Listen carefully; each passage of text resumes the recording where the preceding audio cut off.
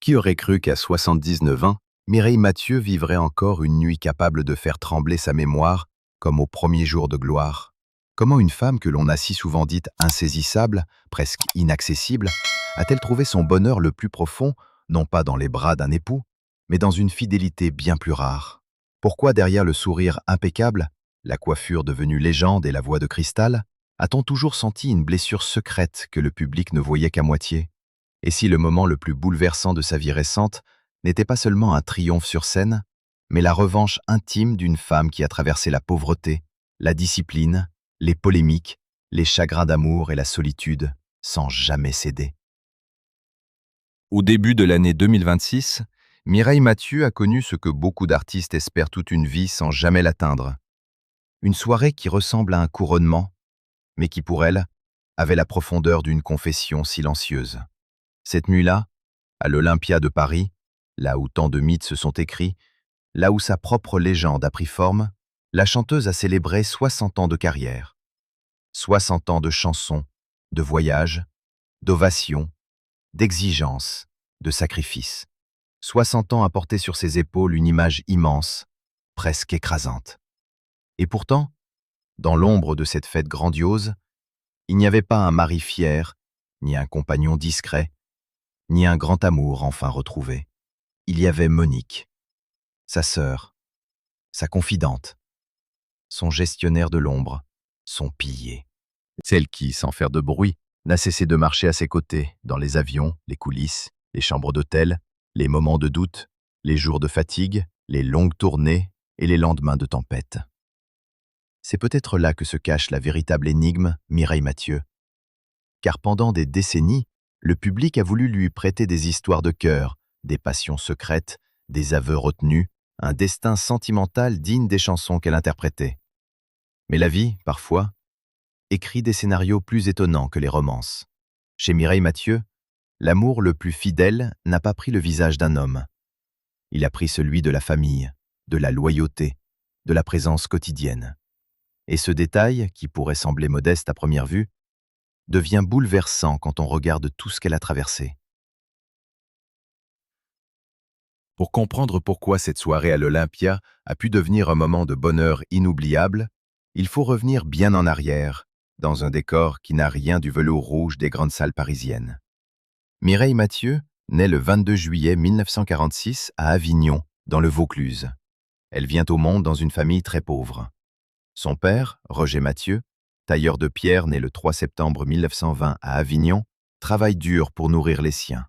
Sa mère, Marcelle Sophie Poirier, née le 12 décembre 1921 à Rosandaël, tiendra la maison comme elle pourra, avant de s'éteindre bien plus tard, le 20 mars 2016 à Avignon, à l'âge de 94 ans. Mireille est l'aînée de 14 enfants. 14. Rien que ce chiffre dit déjà la rudesse du décor.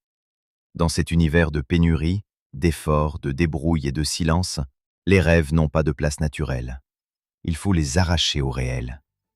La petite Mireille grandit dans un logement modeste, au sein d'une famille où chaque pièce compte, où chaque repas se mérite, où l'on apprend très tôt que le monde ne donnera rien gratuitement. À 14 ans, elle travaille déjà dans une usine d'enveloppes pour aider les siens. Pendant que d'autres adolescentes découvrent les frivolités de la jeunesse, elle découvre la fatigue, le bruit répétitif du travail, les journées longues, les mains qui s'usent.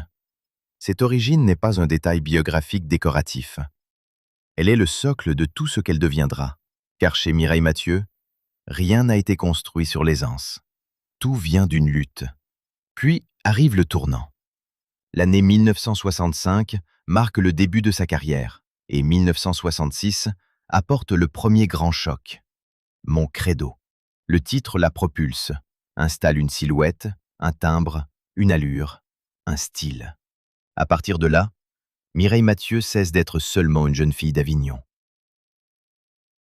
Elle devient une apparition, une voix, une promesse de permanence dans un monde artistique qui change à grande vitesse, là où l'époque se laisse emporter par les modes, les ruptures, les courants jeunes et insolents.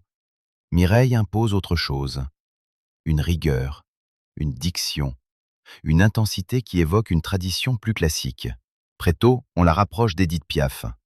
La comparaison est immense, presque dangereuse, tant elle peut écraser une carrière naissante. Mais Mireille tient bon. Sa voix forte, nette, parfaitement maîtrisée, capable de soutenir aussi bien les ballades que les morceaux plus rythmés, devient son royaume. Ce qui fascine, c'est cette femme qui ne lit pas la musique et ne joue d'aucun instrument, a toujours considéré sa voix comme son seul et véritable instrument. Un instrument de chair, de souffle, d'émotion. Chez elle, le chant n'est pas une simple interprétation, c'est un engagement physique total. Elle apprend, répète, retient, cisèle. Et déjà se dessine trait fondamental de son caractère. Rien ne doit être laissé au hasard. Plus tard, elle dira détester l'usage du prompteur. Pour elle, un artiste doit savoir. Il doit porter ses chansons en lui, sans filet, sans secours, sans écran qui rappelle les mots oubliés. Ce refus du prompteur n'est pas une coquetterie, c'est une profession de foi, une manière de dire que le métier se respecte. En 1967, l'adaptation française de The Last Waltz, devenue La Dernière Valse, lui ouvre les portes du Royaume-Uni. C'est un moment décisif. Elle participe au Royal Variety Performance devant la reine Elisabeth II, un honneur qui la fait entrer dans une autre dimension. Ce ne sera pas une apparition isolée. Elle reviendra encore. À la fin des années 1960, elle se produit au Royaume-Uni, au Canada, aux États-Unis. Le compositeur Les Reed lui écrit plusieurs chansons.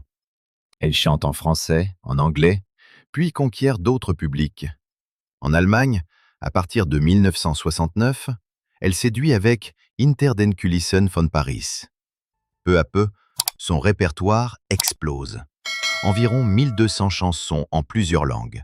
Une carrière internationale, immense, rare pour une chanteuse française de variété. Mais derrière l'expansion triomphale, il y a une mécanique bien plus rude que le public n'imagine. Le nom de Johnny Stark revient comme une ombre tutélaire et sévère dans le récit de sa vie. Son manager fut pour elle à la fois guide, un maître de fer, un architecte exigeant et parfois un fardeau émotionnel. Mireille elle-même a reconnu combien cette période fut dure. Il était sévère, très sévère. Elle pleurait souvent. Cette image est presque choquante. On imagine la star, coiffure parfaite, tenue impeccable, sourire maîtrisé.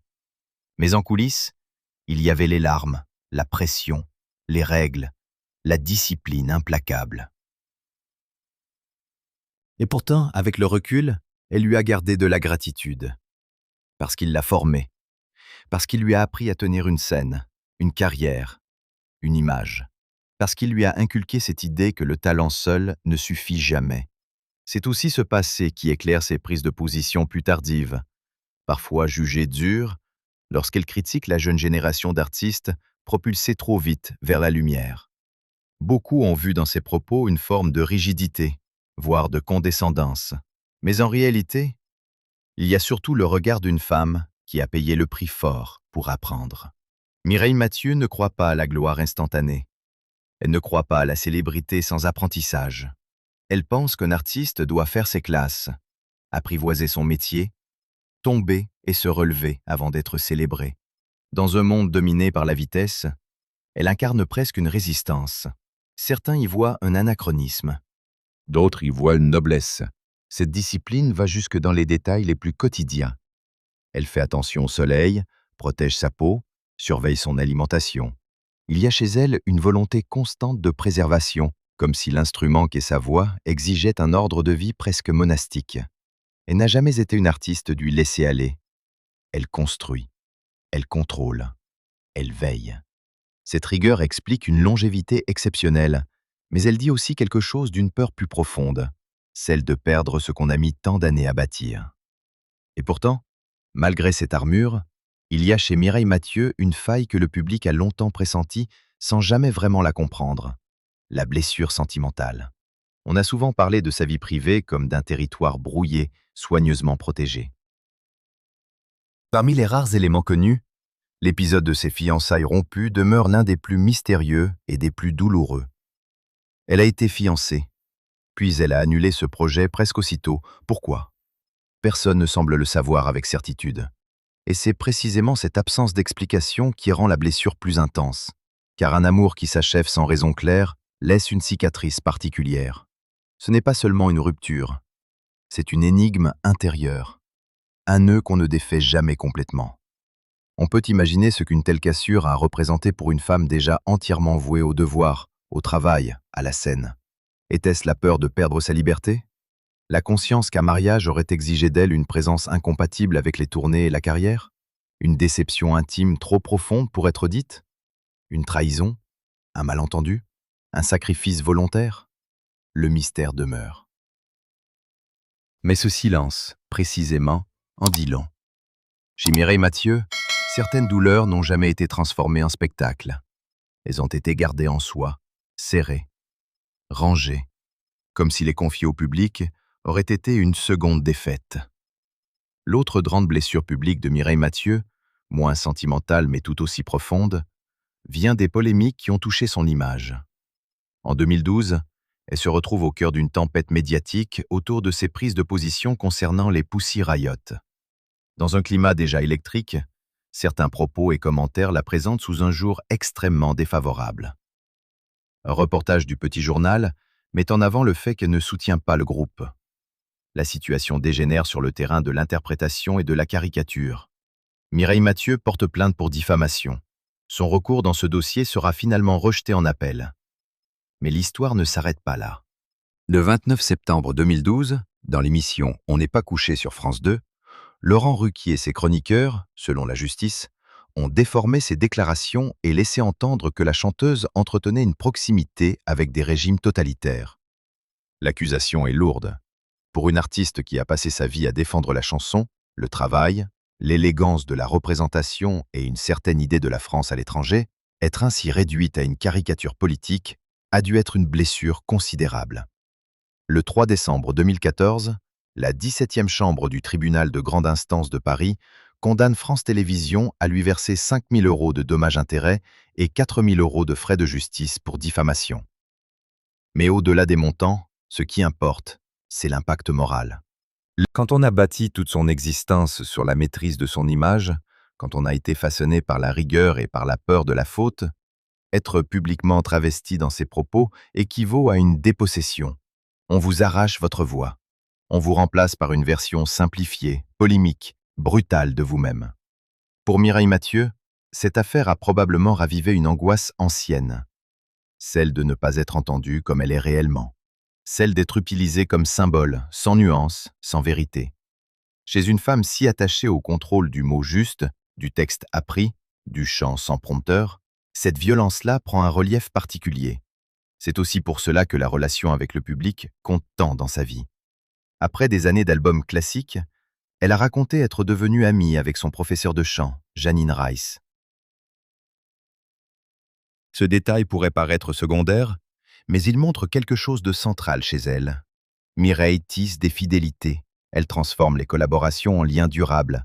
Elle vit la confiance comme une richesse supérieure. Et cette fidélité, elle l'a trouvée aussi dans l'amour du public. Chez beaucoup d'artistes, le public est une masse abstraite. Chez elle, il ressemble presque à une famille élargie, une présence fidèle. Une chaîne de visages inconnus, mais aimés, une communauté de mémoire. Il faut dire que Mireille Mathieu n'est pas une simple chanteuse populaire. Elle est devenue, avec le temps, une figure presque patrimoniale. En 1978, sa poitrine et sa coiffure servent de modèle à l'image de Marianne. Son style devient une icône nationale. En juillet 2016, pour ses 70 ans, une fête est organisée à Douarnenez avec une centaine de personnes coiffées de perruques imitant sa coupe légendaire. Le 19 octobre 2019, elle inaugure le tramway d'Avignon, dont l'un des véhicules porte son image. Peu d'artistes incarnent à ce point une silhouette immédiatement reconnaissable, une signature visuelle et vocale qui traverse les générations. Mireille Mathieu n'est pas seulement entendue, elle est identifiée instantanément. Elle est devenue une forme. On imagine cette soirée comme une montée progressive vers l'émotion. Les lumières de l'Olympia, la salle chargée d'histoire, les premiers accords, puis cette voix qui traverse encore l'espace avec cette clarté qui a défié les décennies.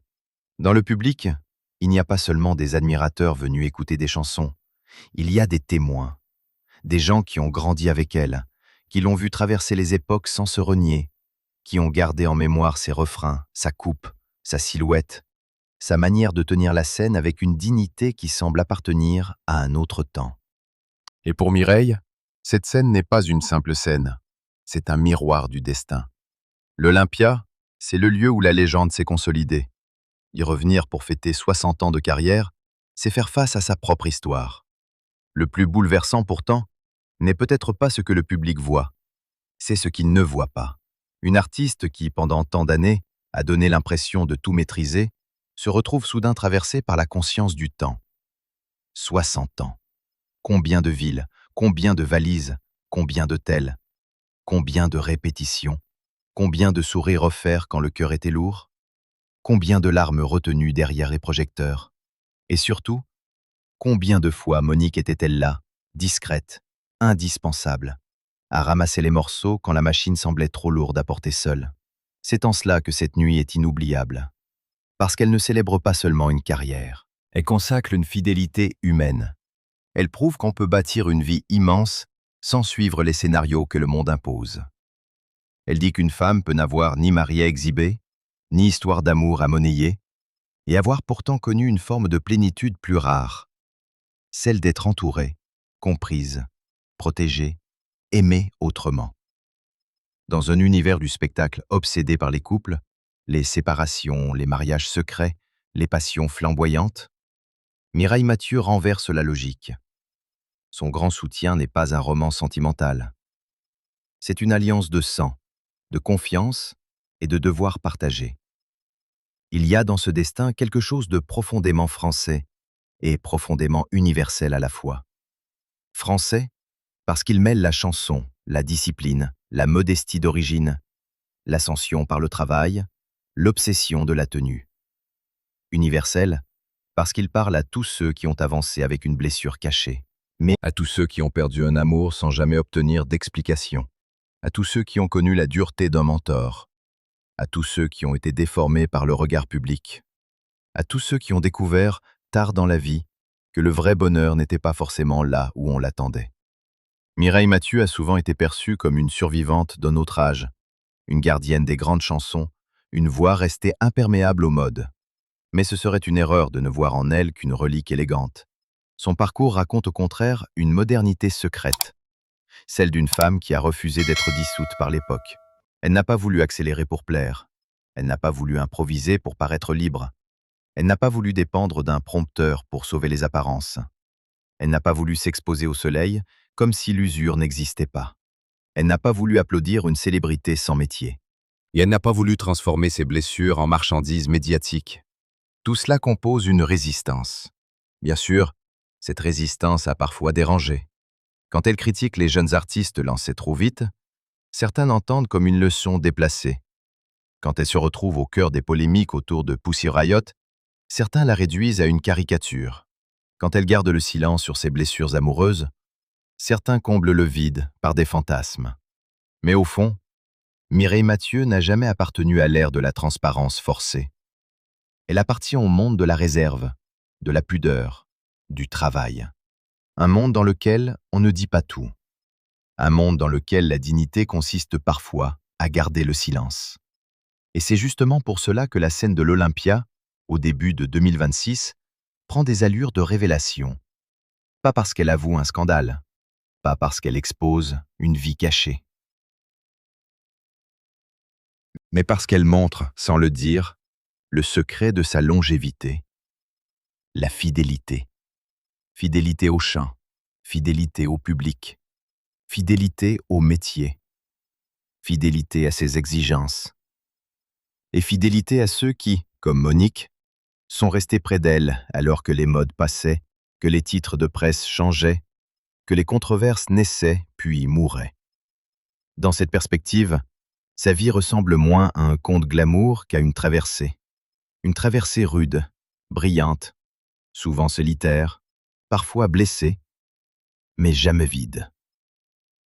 Le public a vu les robes, les projecteurs, les tournées internationales, les applaudissements devant la reine, les succès en Allemagne, au Royaume-Uni, au Canada, aux États-Unis. Il a vu Marianne prendre ses traits.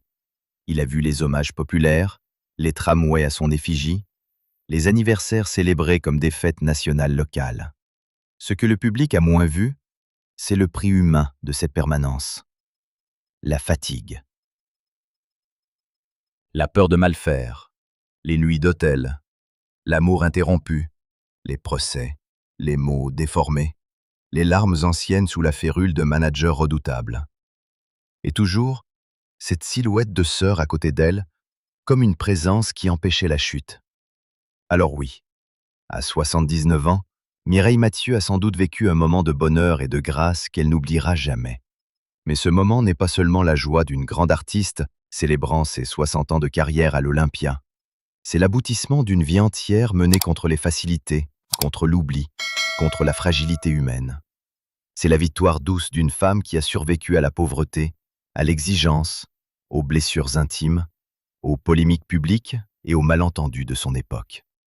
C'est la preuve que, même quand le grand amour s'est dérobé, même quand un fiancé s'efface derrière un mystère qui ne sera peut-être jamais résolu, il reste parfois quelque chose de plus solide que la passion, la présence de ceux qui n'ont jamais quitté votre côté.